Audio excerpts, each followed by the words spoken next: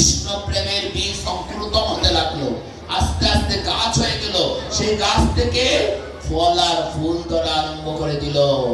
অর্থাৎ সে চিন্তা করলো, এই মা যদি আমাকে রাস্তাটা দেখিয়ে না দিত, তাহলে তো আমি এমন কৃষ্ণ প্রেমের আস্বাদন লাভ করতে পারতাম না। এই মাটা আমাকে রাস্তাটা দেখিয়ে দিয়েছে, তাই আমি আজকে কৃষ্ণ প্রেমে মাতোয়ারা হয়েছি। আমি চলে যাব বৃন্দাবন ছেড়ে। আমি যাওয়ার সময় এই ধর্মাত্মা মাকে প্রণাম করে যাই। কৃষ্ণ প্রেম যাদের অন্তরে জাগ্রত হয়, অহংকার অভিমান তাদের থাকে না, আমার মতো অসুরের মতো স্বভাব তাদের নাই, তাড়াতাড়ি চলে আসলেন এই মায়ের কাছে। আসিয়া খবর নিচ্ছেন এই বাড়ির সুন্দরী যে রমণী মা ছিল, সেই মাটা কোথায়। যার কাছে খবর নিয়েছেন সে বলল, বাবা তিনি তো এই 2 দিন আগেই দেহত্যাগ করেছেন। একই যে আমাকে ভাগবতের এমন এক স্থান দর্শন করিয়ে দিল, আর আমি শেষ সময়ে আসলে তাকে একটু দর্শনও করতে পারলাম না। মনে করলাম তার একটু চরণের ধুলি নিব, তাতে কি হয়েছে, তাকে তো পেলাম না। কেমন হৃদয় দেখেন, ভাগবত ধর্ম যার অন্তরে জাগ্রত হয় তার মধ্যে অহংকার টাকা প্রয়োজন নেই, প্রয়োজন নেই। তখন এই ভক্ত মনে মনে ভাবলো, এই মা দেওয়া রেখেছে তাতে কি হয়েছে, 2 দিন আগে তো এই মা এই বাড়িতেই ছিল, সমস্ত বাড়িতে তো সে পদরজ দ্বারা বিচরণ করে রেখেছে, সে নাই তাতে কি হলো। আমি তার পদরজ যেখানে যেখানে পড়েছে, আমি এই পদরজ নিয়ে আমার গায়ে মাখবো, আমি পদরেণু দ্বারা আমার অঙ্গ কানকে স্নান করাবো, পদরেণুর দ্বারা আমি সিদ্ধ হবো।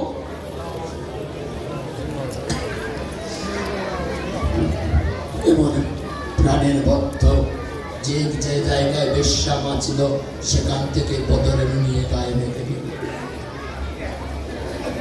মৃত্যুর পর সেই মা জমালয়ে উপস্থিত হলেন। যমরাজার সেক্রেটারি চিত্রগুপ্ত কে জিজ্ঞাসা করলো, এই মার অপরাধ কি?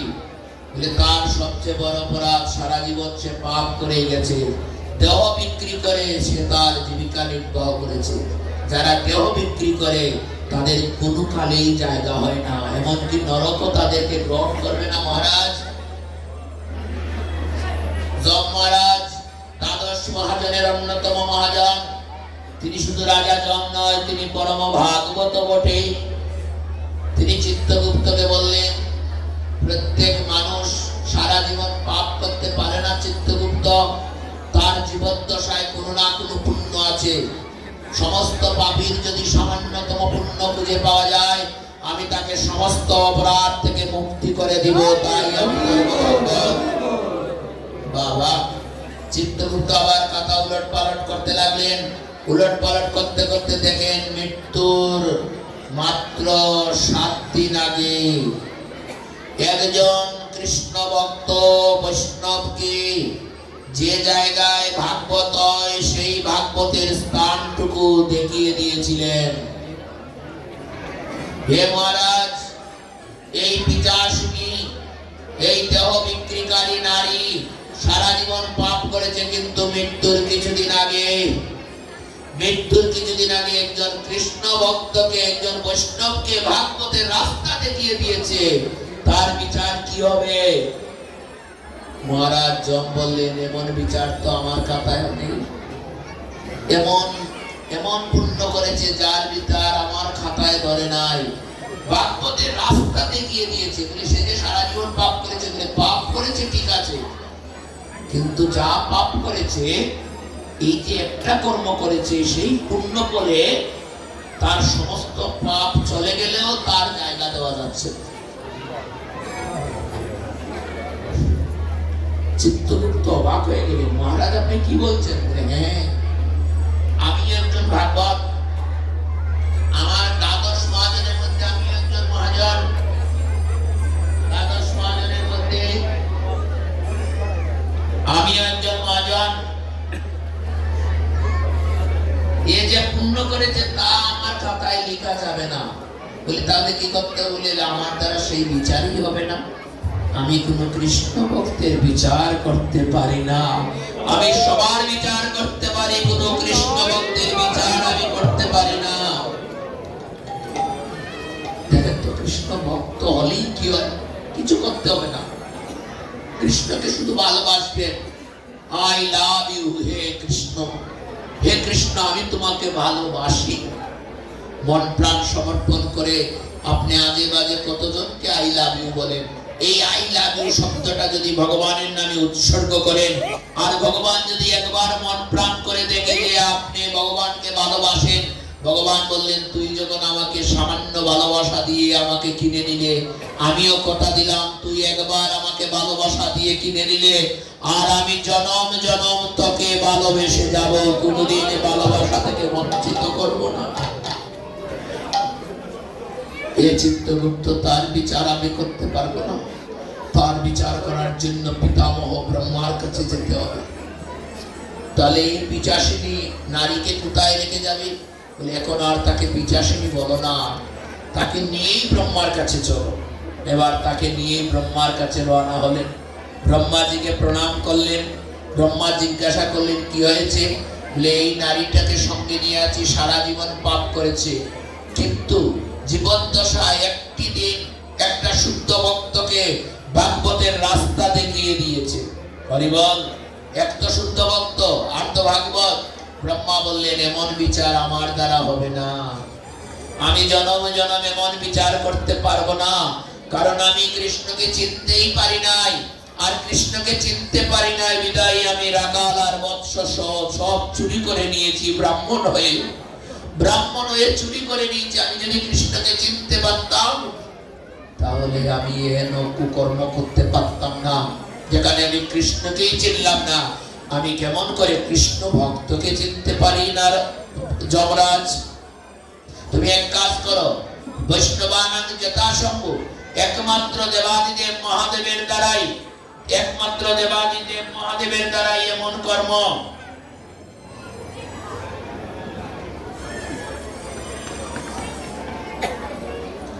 একমাত্র দেবাদিদেব মহাদেবের দ্বারাই এমন কর্ম সম্ভব, তিনি পারেন এমন বিচার করতে। তবে ব্রহ্মা বললেন দেবাদিদেবের মহাদেবের কাছে যখন তুমি যমরা যাবে, আমিও পরম বৈষ্ণবের দর্শন অনেকদিন করি নাই। শাস্ত্র বলছে বৈষ্ণবকে দর্শন করা মাত্র নাকি গঙ্গা স্নানের ফল লাভ হয়। আর কিছু হোক আর না হোক, আজকে আমিও ব্রহ্মার মতো আপনাদেরকে দর্শন করে আমিও গঙ্গা স্নানের ফল লাভ করে ফেললাম। আজকে এমন দিন হয়তো জীবনে আর নাও আসতে পারে, হয়তো আমি যেতে যেতেই মৃত্যুবরণ করতে পারি, আপনারাও যেতে যেতে কালকে নাও আসতে পারেন। তাই আজকের এই পরম বৈষ্ণব দর্শন যেন আমাদের বৈকুণ্ঠের ভগবানকে দর্শন করা হয়ে গেল। এই ব্রহ্মা তুমি বৈষ্ণব দর্শন করবে? বলে বহুদিন হয় বৈষ্ণব দর্শন করি না, আমিও তোমাদের সাথে যাব। তবে মহাদেবের মন গলাতে হলে একটু জয় দিতে হয়। যারা জয় দেয় তারাই সংসারে জয়ী হয়, যারা জয় দিতে পারে না তাদের জয় কোনোদিনই সম্ভব নয়। তবে মহাদেবের এখানে গিয়ে খালি মুখে দাঁড়াইও না, মহাদেবের একটু জয় দিও। ব্রহ্মা, যম, চিত্তগুপ্ত সঙ্গে এই পাপিনী, অর্থাৎ যাকে পাপিনী বলে ডাকা হয়েছে সেই নারীও সঙ্গে চলে গেলেন। কোথায়? যমলোকে, ব্রহ্মলোকে, তারপর শিবলোকে। এখানে গিয়ে যমরাজ বলছেন বলো বলো কৈলাসপতি দেবাদিদেব মহাদেব কি। আরে এমন হরিদ্বনি হবে গগনে সে দেখবে এরা কি মস্ত বাবুরের মানুষ রে বাবা। হ্যাঁ, চিল্লাচিল্লি করার সময় সবার মুখে দেখো কোনো পোকা পড়তেছে না, চতুর্দিকে চিল্লাচ্ছে, হরি কথায় বাধা সৃষ্টি করছে। বেশি কথা বলা যাবে না, আমার আসবে না। হরি কথায় তুমি চিল্লাচিল্লি করতেছো আর জয়ধ্বনি দিতে সময় মুখে পোকা পড়ে। বলো বলো কৈলাসপতি দেবাদিদেব মহাদেব কি জয়, বলো বলো দেবাদিদেব মহাদেব কি জয়, বলো বলো পরম বৈষ্ণব ঠাকুর কি জয়। দাঁড়াই যাই দুই সাইড মোটামুটি হয়েছে, বেশি ভালো যে করেছে তা না, মোটামুটি হয়েছে, খুব আনন্দ হয়েছে। মহাদেব তো আনন্দে আত্মহারা। মহাদেব অল্পতে সন্তুষ্ট, তাই মহাদেবের এক নাম আশুতোষ। বা দাঁড়িয়ে দাঁড়িয়ে আশীর্বাদ দিয়েছিলেন রামচন্দ্রকে, কৃষ্ণচন্দ্রকে, তাই ভগবানের এক নাম হয়েছে আশীষেশ্বর। ভগবানের কথায় তিনি বিষ বক্ষণ করেছিলেন, কিন্তু হৃদয়ে নেন নাই। কেন নেন নাই? ভিতরে আমার গোবিন্দ আছে, বিষ নেন নাই, কিন্তু কণ্ঠে রেখেছিলেন। তাই ভগবানের এক নাম হয়েছে নীলকণ্ঠ। মহাদেবের এক নাম নীলকণ্ঠ। গোপী বেশে তিনি রাসমণ্ডলে ঢুকেছিলেন, তাই ভগবানের এক নাম গোপেশ্বর মহাদেব।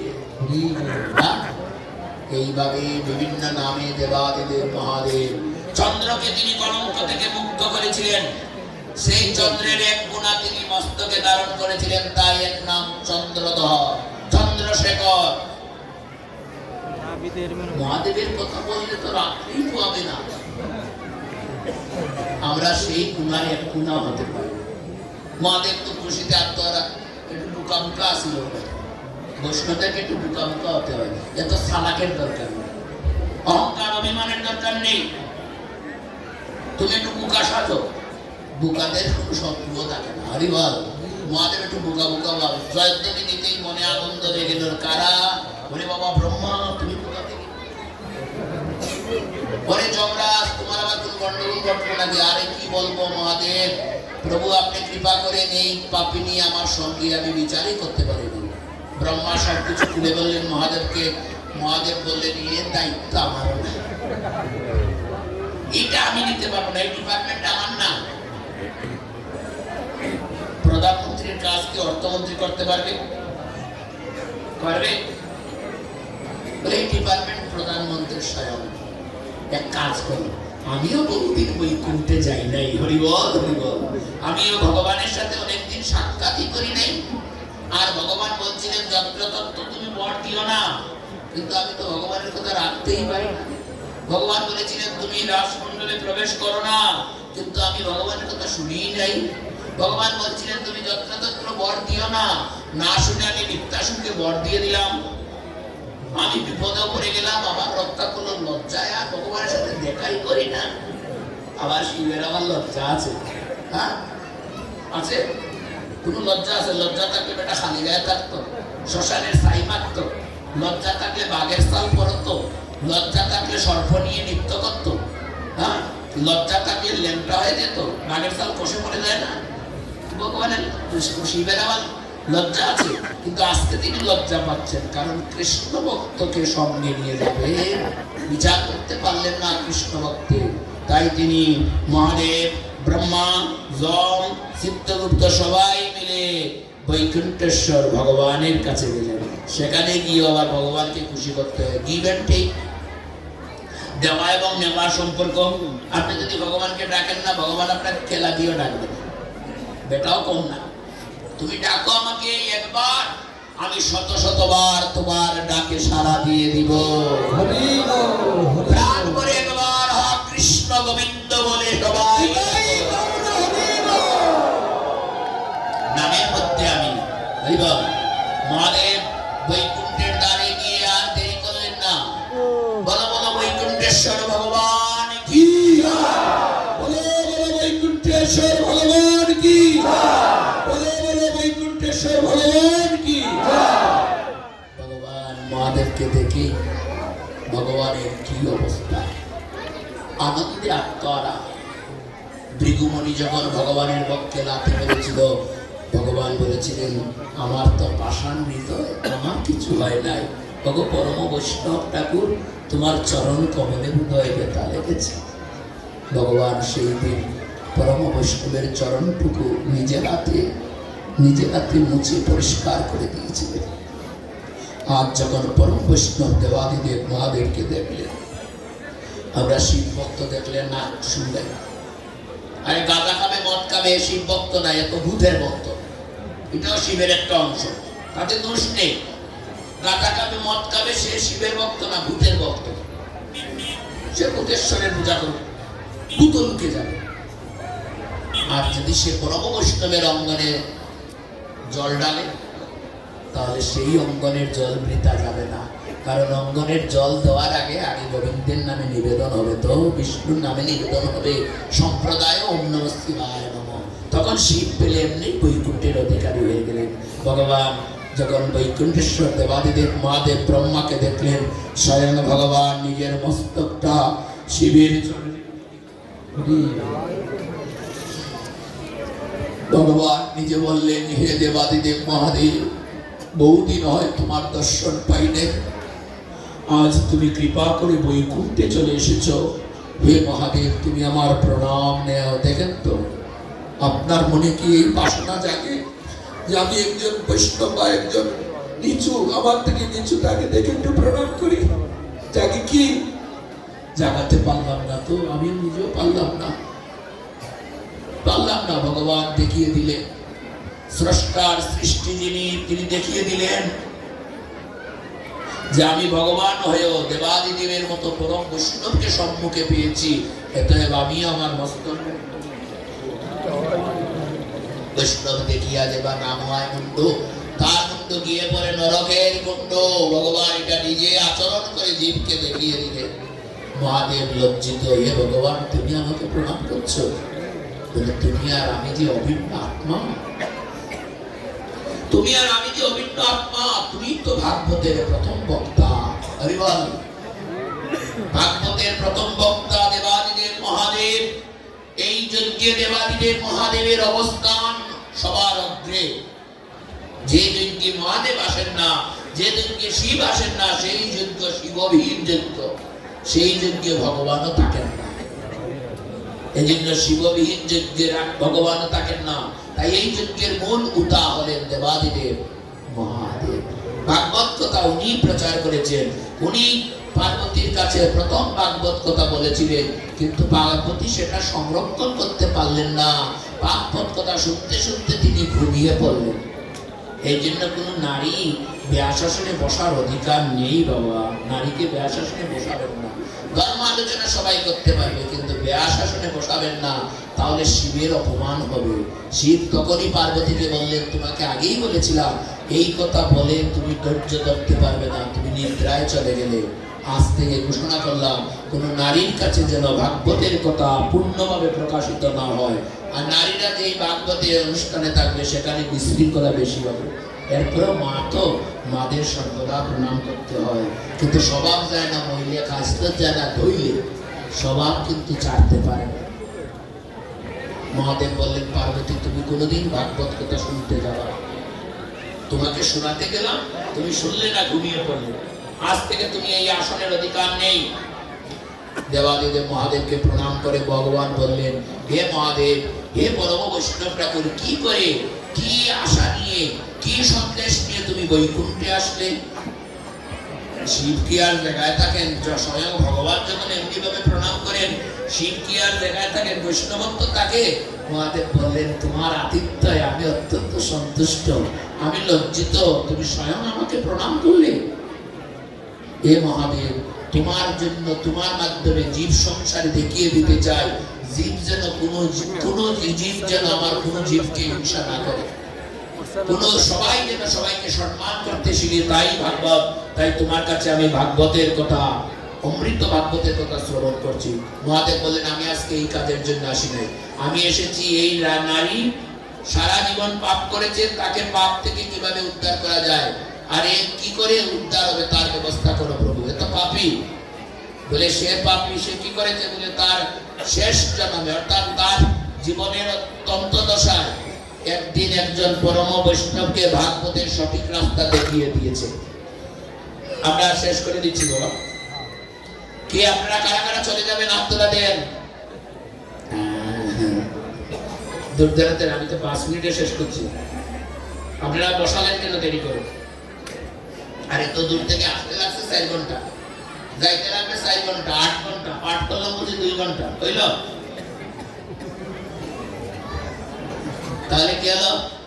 শেষ করছি বাবা। বলে ভাগবত একটা বাধা দিলে তখন কি হলো? একজন ভাগবত ভক্তকে ভাগবতের রাস্তা দেখিয়ে দিয়েছে। মহাদেবের দিকে নজর দিয়ে ভগবান মুস্কি মুস্কি হাসি দিলেন। ভগবান বললেন, তোমরা তো বিচার করেই নিয়ে এসেছো, আমি আর কি বিচার করব? বলে, কি বিচার করলাম? বলে, যিনি একজন পরম বৈষ্ণবকে ভাগবতের সঠিক রাস্তা দেখিয়ে দেন, তিনি মৃত্যুর পর জমাল হয়ে যাবেন। যমরাজাকে সঙ্গে নিয়ে, সাথে চিত্রগুপ্তকে সঙ্গে নিয়ে তিনি ব্রহ্মালোকে ব্রহ্মার কাছে যাবেন। স্বয়ং ব্রহ্মাকে সঙ্গে নিয়ে তিনি দেবাদিদেব মহাদেবের কাছে আসবেন। আর মহাদেবকে সঙ্গে নিয়ে তিনি সবাইকে একত্র করে বৈকুণ্ঠে উপস্থিত হবেন।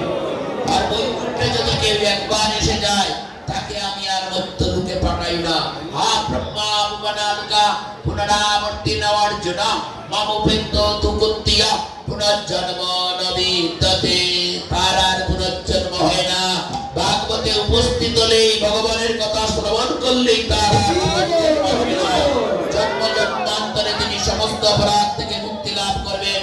ভগবানের সমস্ত আশীর্বাদ আপনাদের উপর বর্ষিত হোক। পাঠ বিশ্রামের আগে আপনার সময় মতো বলে দিবেন, ভিক্ষার জন্য কমিটির ছেলেপেলেরা যাবেন। কারা ভিক্ষা করবেন দেখি, এমন ভিক্ষুক কারা? হরিবল। ভগবতের জন্য ভিক্ষায় আপনারা বাইরন, ভক্তদের দ্বারা দ্বারা। আগামী করলো আমারই ছোট ভ্রাতা, তবু ভাগবতে একজন পরম বৈষ্ণব, আমাদের রাহুল দাদা। তিনি আমারই সিলেট বিভাগে, আমার জন্মস্থান সিলেট বিভাগে। আমার রাহুল দাদাও আমাদের পাশাপাশি। রাহুল দাদা এই জগতে আসার পর থেকে তার সাথে আমার আর দর্শন হয় না, শুধু কথাই হইতে থাকে। আজকে একেবারে কাছে এসেও পারলাম না। আগামী করলো রাহুল দাদা আপনাদের এখানে পাঠদান করবেন। আপনারা একটু সকাল সকাল চলে আসবেন, গরিব কাটা না মেপে। কারণ আমার চেয়ে সে অত্যন্ত আরো ভালো পাঠক, আমার চেয়ে শতগুণ ভালো পাঠক। এই জন্য তার পাঠটা শ্রবণ করার জন্য আপনারা সকলে একটু সকাল সকাল উপস্থিত হয়ে যাবেন। আর যারা দূর দূরান্ত থেকে এসেছেন, আপনারা কষ্ট হচ্ছে আপনাদের, আমি বুঝতে পারছি, তবুও আপনাদের চরণে আমি নিবেদন করছি, একটু হরিনাম সংকীর্তনে আপনারা সকলেই অংশগ্রহণ করুন। অল্প সময় হরিনাম সংকীর্তন হবে, আর এর মধ্যে দিয়ে আপনারা প্রসাদ বিতরণের ব্যবস্থাও করবেন। যারা প্রসাদ পাবেন তারা প্রসাদ পেয়ে যাবেন, আর যারা হরিনাম সংকীর্তনে থাকবেন তারা হরিনাম সংকীর্তন করে গিয়ে প্রসাদ পাবেন। হরে কৃষ্ণ। সকলে ভালো থাকবেন, সুস্থ থাকবেন। সকলের সার্বিক মঙ্গল কামনা করছি। ভগবান যেন আপনাদের সকলের প্রতি আশীর্বাদ বর্ষণ করে, ভগবানের সকল আশীর্বাদ আপনাদের উপর বর্ষিত হোক, এই আশা ব্যক্ত করে সকলকে বিনম্র ভক্তিপূর্বক নমস্কার। কমিটির সকল নেতৃবৃন্দকে আমার নমস্কার জানিয়ে সাথে সাথে সবাইকে নৃত্য করার জন্য আহ্বান করছি। একটু নৃত্য করবেন সবাই। বাবারা এক পাশে চলে যাবেন, বাবারা এক পাশে চলে যাবেন, মায়েরা এক পাশে থাকবেন। হরে কৃষ্ণ। বাবারা এক পাশে যাবেন, মায়েরা এক পাশে যাবেন, এবং সবাই দাঁড়িয়ে যান। জয় রাধে, জয় জয় রাধে কৃষ্ণ গোবিন্দ, জয় জয় রাধে কৃষ্ণ গোবিন্দ, জয় রাধে কৃষ্ণ গোবিন্দ, জয় রাধে কৃষ্ণ গোবিন্দ।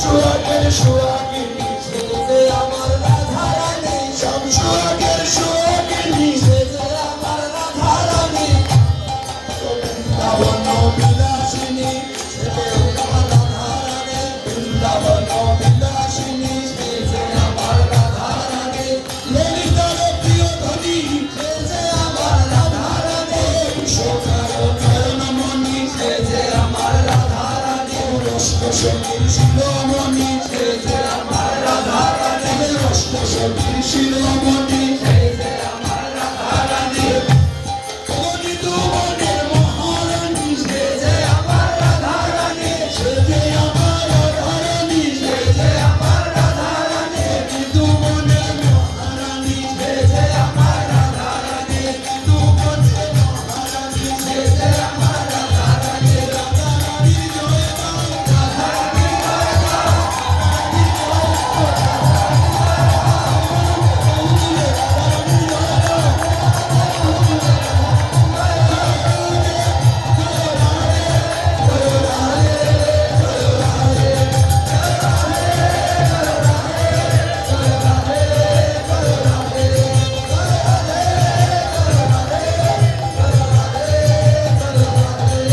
ললিতা বিশ্বকায়াদি যত সখী ললিতা বিশ্বকায়াদি যত সখী ললিতা বিশ্বকায়াদি যত সখী ললিতা বিশ্বকায়াদি যত সখী রূপ মঞ্জুরি রানী মঞ্জুরি আনন্দ রূপ মঞ্জুরি রানী মঞ্জুরি আনন্দ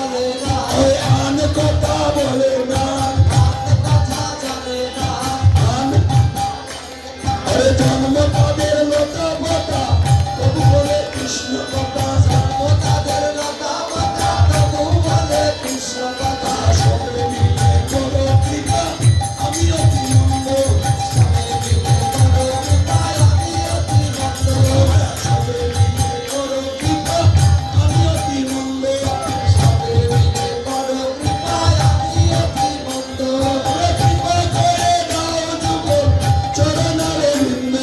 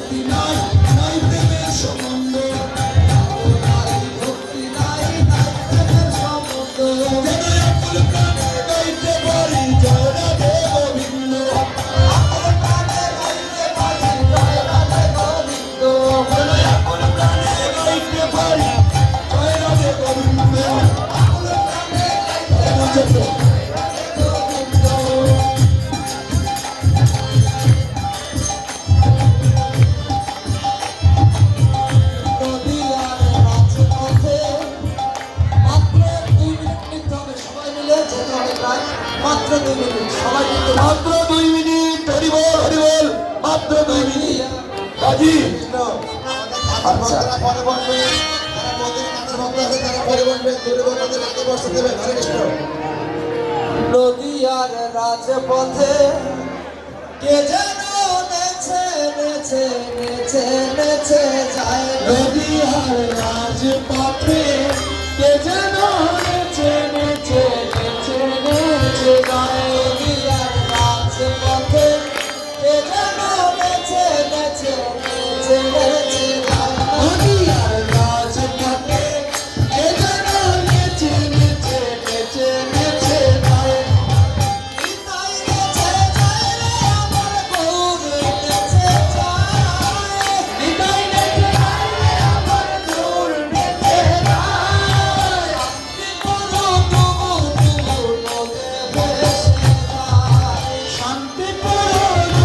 ডুবু নদে ভেসে যায়। শান্তি রাজপথে কে যেন নেচে নেচে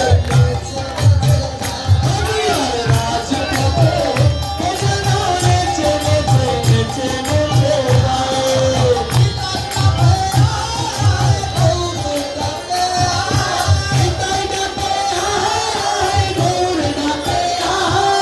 নিতাই ডাকে আয় গৌর ডাকে আয়। নিতাই ডাকে আয় গৌর ডাকে আয়। নিতাই গৌর রাস্তা মোদের আর ভয় নাই।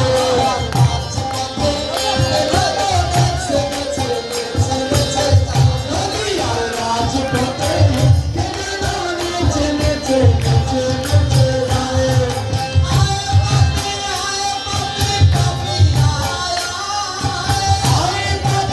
আয় পাখি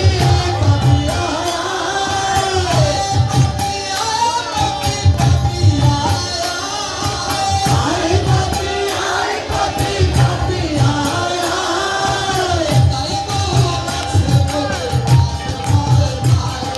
নিতাই গৌর রাস্তা মোদের আর ভয় নাই।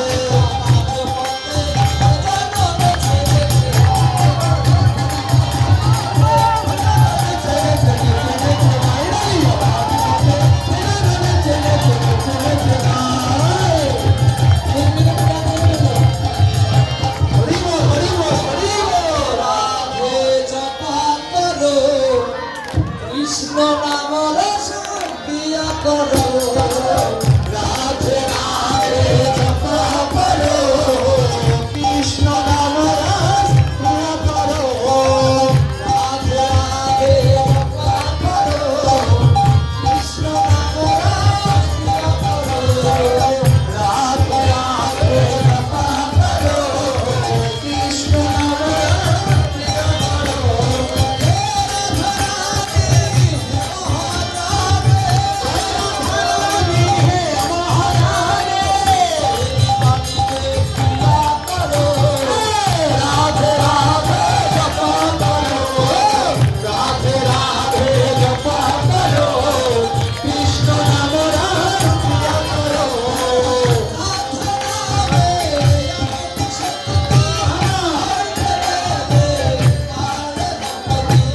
রাধা নামে এমন শক্তি, করতে গেলে বারে ভক্তি।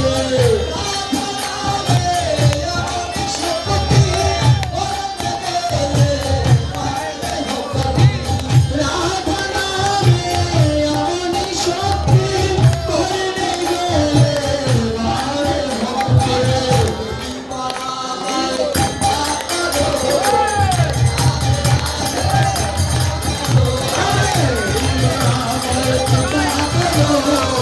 রাধে রাধে জপা করো।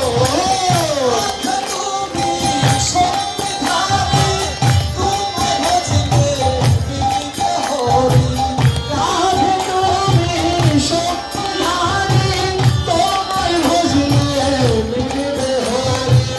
রাধে তুমি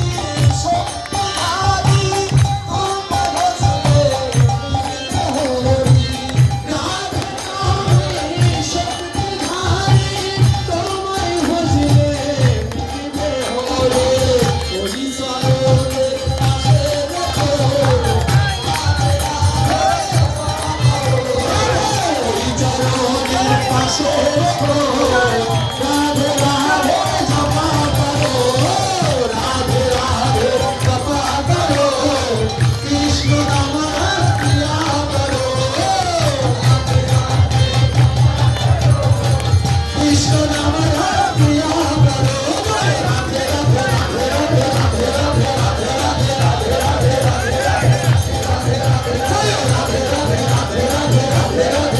রাধে রাধে রাধে রাধে কৃষ্ণ চৈতন্য প্রভু নিত্যানন্দ শ্রী অদ্বৈত গদাধর শ্রীবাসাদি গৌর ভক্ত বৃন্দ হরে কৃষ্ণ কৃষ্ণ কৃষ্ণ